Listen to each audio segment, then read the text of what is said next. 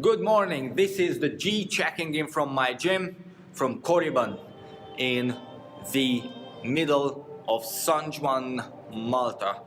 I do have a question from Kenneth Cordoza. If it is better to train for strength or it is better to train for hypertrophy.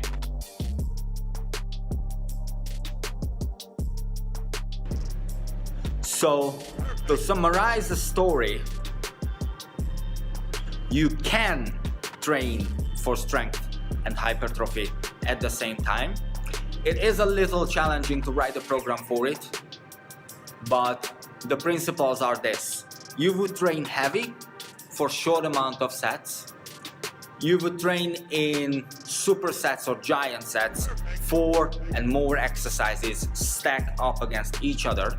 You would measure the resting period between each exercise. I just measure the resting period between the two first exercises. Let's say if I want to train for front squat, as I said, I do the front squat first and then I start the stopwatch and carry out the other exercises until the stopwatch passes 2 minutes, 3 minute mark, the necessary time for me to recover, depending, considering the load and the rep numbers I'm working with. And then I would repeat this as many times as necessary to have enough repetitions in so that I get the hypertrophy response out on top of it. The downside of the method is that first, you're gonna spend ages in the gym. It's going to be a very long session because you got to do a lot of exercises, a lot of sets.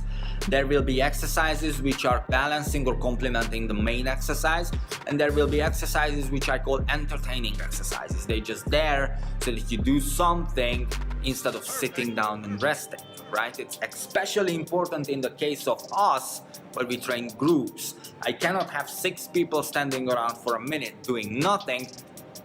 I need to keep them moving, so we do these entertaining exercises, which would be mobility drills, hangs, forearm work, whatever we can think of to keep them moving and to keep the wheel spinning.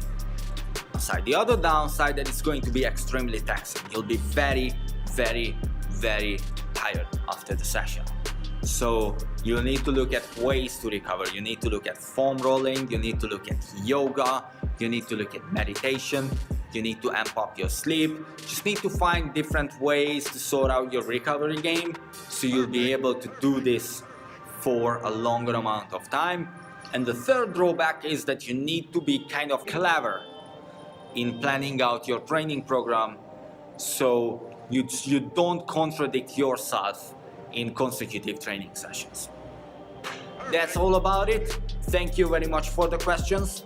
Hope you'll be able to take the advice and use it in your coaching. If not, just let me know. I do have programs written based on this. You can pick them up from me as well.